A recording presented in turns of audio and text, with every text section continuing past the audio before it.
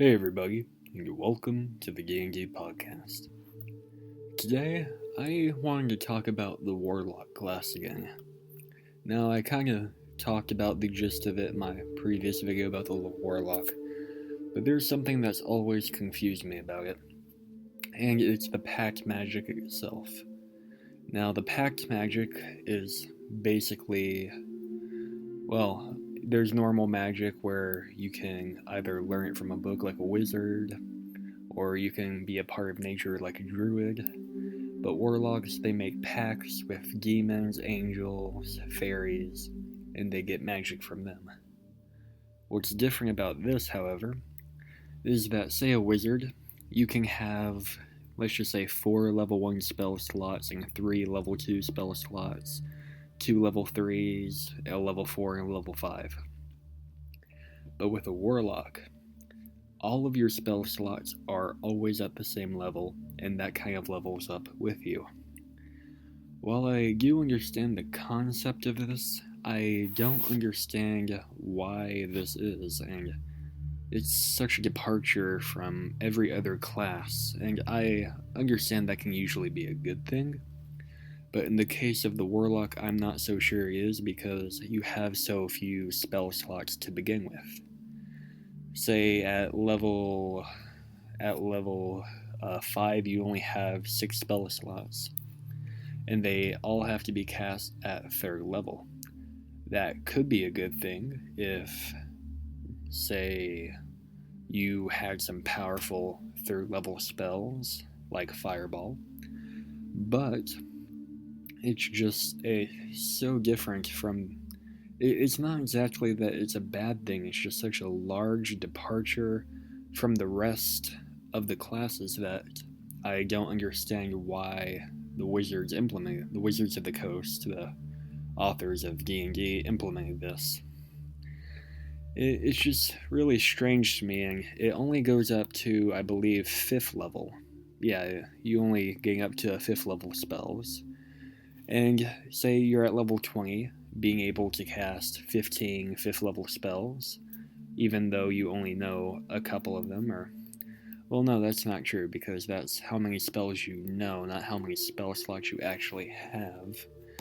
Yeah, when you're at level 20, you only have 4 spell slots, though you do know 15 different spells.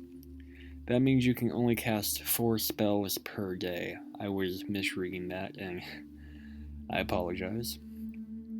This time, for once, I actually do have the information in front of my face with the player's handbook. But spells known and your spell slots are very different because you can know a lot of spells, but you can only be able to cast a certain number per day. Because, say at level 10, you can only cast 2 spells per day, while the wizard's over there casting 12 per day. I don't know if that's the exact number for the wizard, but it's probably pretty close. It's probably higher than that if I'm being honest. Though warlocks obviously start out with the most powerful cantrip, Eldritch Blast, and their pact magic really improves their cantrips more than anything else. And I can understand a cantrip-based class, that's kind of what the warlock is. But yet, just the rest of the spell casting, I'm not sure the cantrips make up for what you're losing with the actual spells. That's why I think Warlock is a good multi-class to go into, but I really don't think it's a good thing to ride all the way to level 20 by itself. Although, your subclass could actually improve that to an extent. But I really just don't know if it's worth going all the way to level 20 with what you're getting in return, which really isn't that much.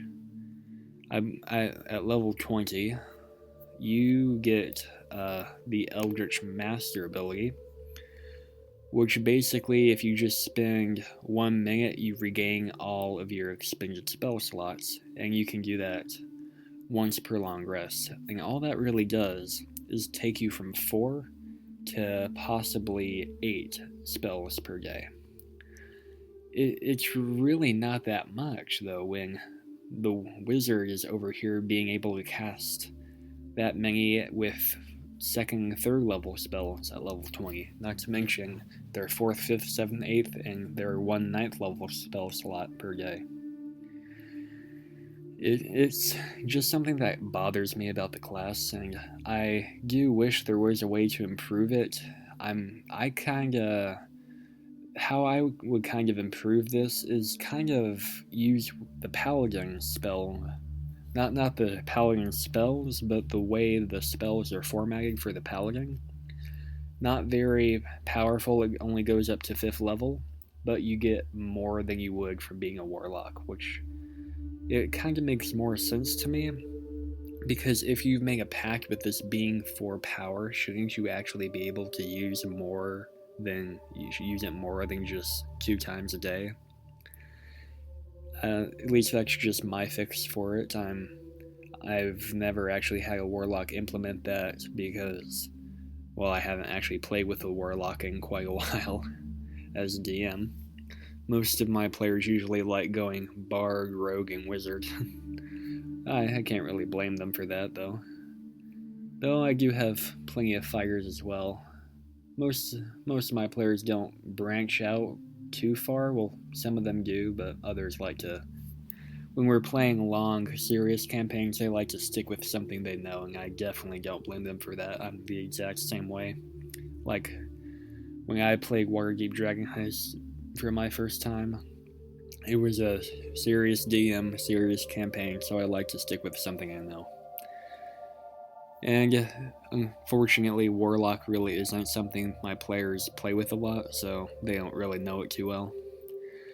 And especially with the confusing spell level, how it levels up with you, and you have to cast it at 3rd level, and you can't cast something at 2nd level when you're at level 5 or above.